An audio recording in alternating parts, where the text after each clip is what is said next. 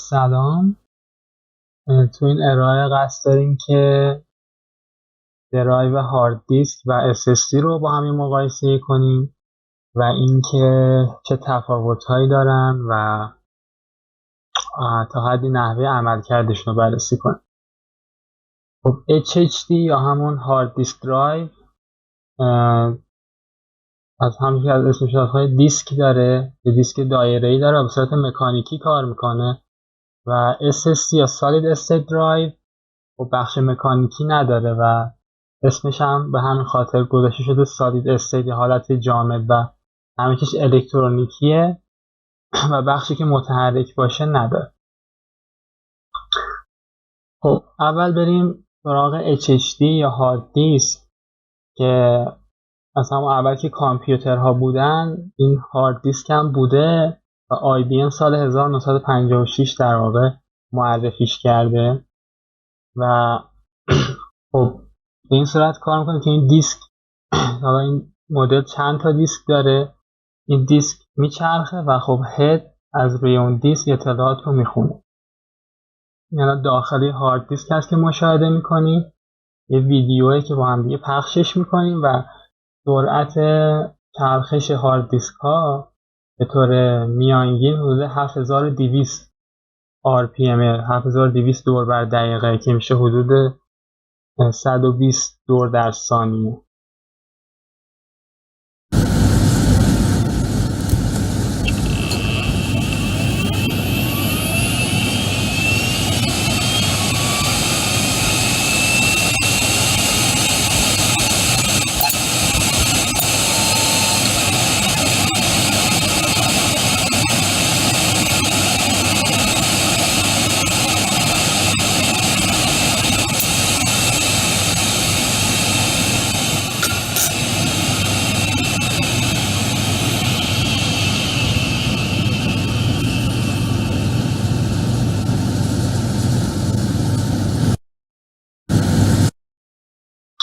خب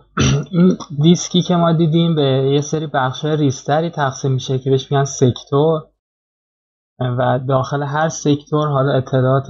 نسبتا زیادی ذخیره میشه. هارد درایوهای قدیمی تر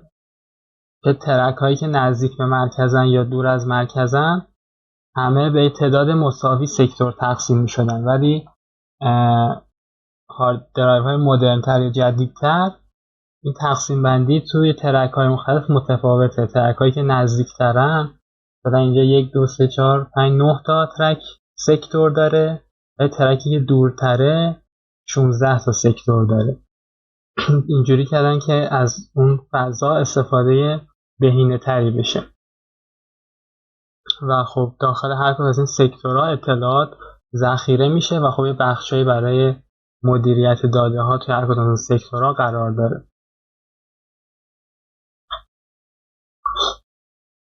حالا نحوهی که اون 0 و 1 ها و اون بیت های اطلاعات رو ذخیره میکنه یه هارد دیسک به این صورته که هدش در واقع یه قسمت بالایی داره و یه قسمت پایینی که یکیش بالای دیسک قرار میگیره یکیش پایین دیسک و خب داخل اون سکتورها تعداد زیادی بخش وجود داره که داخلش میدان مغناطیسی رو به بالا یا رو به پایینه. اینا 0 و 1 ها رو در واقع پرزنت میکنن و معادل اون 0 و 1 ها و خب این هد هم میتونه بخونه اینا رو هم میتونه میدان اینا رو با اون میدان مغناطیسی که با جریان الکتریکی تولید میکنه عوض کنه و اون اطلاعات مد نظرش رو در واقع رایت کنه روی این دیسک. خب حالا بیان سراغ SSD ها و داخل هارد درایو دیدیم داخل SSD هم ببینیم. خب SSD ها اول من اینا رو بگم که داره یه سری تراشن که روی مدار الکتریکی هن مثل فلش مموری ها، مثل اون رمایی که به گوشی یا دوربین رو میزنیم، خود حافظه گوشی یا حافظه دوربین، اینا همشون با استفاده از یه سری چیپ و مدار اطلاعات ذخیره میکنن. طبیعتا خب دیسکی داخلشون نیست که به صورت مکانیکی به چرخشون فضای زیادی رو میگیره و به طبع اینکه بخش مکانیکی ندارن خب صدای کمتری هم ایجاد میکنن و انرژی کمتری هم مصرف میکنن، مقاومتشون در برابر ضربه و شوک‌های فیزیکی و مکانیکی بیشتره و برای ساخت تراشه هاشون از سیلیکون استفاده میشه و داخل مدارهاش یه سیم کشی هایی وجود داره که تا 2000 برابر از موی انسان باریک تره. حالا بریم مشاهده کنیم ویدیو رو.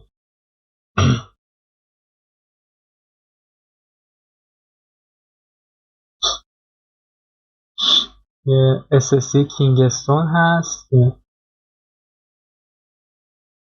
باز میکنه و میبینید بخش زیادیش هواست و یه مدار الکتریکی نسبتا کوچیکی داخلش قرار داره که یه تعدادی چیپ داره. میبینید که یک دو تا چیپ این ور، 2 تا چیپ هم اون ورش داشت که هر کدوم 60 گیگن، 60 گیگ اطلاعات ذخیره میکنن و در مجموع میشه 240 گیگ. اینم میکروکنترلرشه که وسط مدار قرار داره و مقایسهش میکنیم با یه هارد دیسک که این هارد دیسک لپتاپ فکر کنم 2.5 اینچیه و خب اون هارد دیسک قبلی که دیدیم فکر کنم 3.5 اینچی بود و 2.5 اینچیش بیشتر برای کامپیوترها و سرورها استفاده میشه. احتمالا این محفظه رو براش گذاشتن که با این هم اندازه بشه و خواستن عوض کنن هاردو راحت تر باشه. حدس من اینه که به خاطر این محفظه دورشو گذاشتن. و خب یه مدل دیگه SSD هم میبینین که پورت هاش دیگه با اون SSD قبلی متفاوته. این پورت هاش اگه مشاهده کنین اونجایی که به مادربرد وصل میشه مثل همین هارد دیسک است، ولی این خب پورت هاش اندازه هاش متفاوته.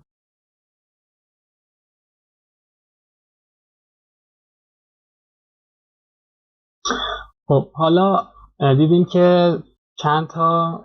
تراشه یا همون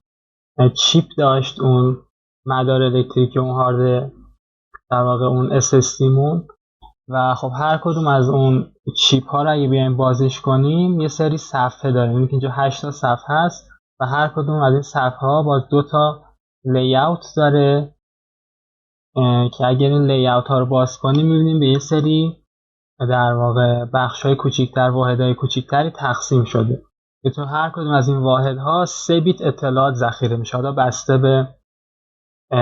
نوع تکنولوژیش قبلا مثلا 1 بیت بود، الان معمولا 3 بیته ولی خب 4 بیتیش هم داریم. حالا تو این مدل فرض می‌کنیم که توی هر کدوم از این واحدها 3 بیت اطلاعات ذخیره میشه، یعنی عدد 0 تا 7 و میتونیم این در واقع لی‌اوت رو مثل یه جدول اکسل سه‌بعدی در نظر بگیریم که حدود 5000 تا سطر داره، 4000 تا ستون داره و خب این جدول اکسل 100 بار تکرارش 100 تا ورق روی همه که هر کدوم از خونه‌هاش بین 0 تا 7 میتونیم کم و زیاد بشه. این اکسل سه‌بعدی میشه یکی از این لی‌اوت ها که اینجا قرار داره و خب ضخامت اینا از بقیه کاغذ هم نازک‌تره و خب طبیعتا هر کدوم از این لی‌اوت ها یه سری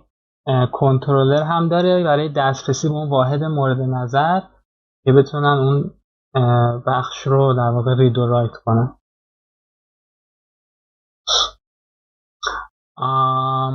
حالا هر کدوم از این واحدها رو اگه بیایم بازش کنیم و ریستر بهش نگاه کنیم نزدیکتر از زاویه نزدیکتر میبینیم که 8 قسمته و در واقع بهش میگن چارج ترپ فلش. میاد الکترون ها رو ترپ میکنه، به دام میندازه که وقتی در واقع جریان الکتریکی قطع شد و از برق کشیدیم کامپیوتر رو، این الکترون ها باقی بمونن و خب اگه یه واحد الکترون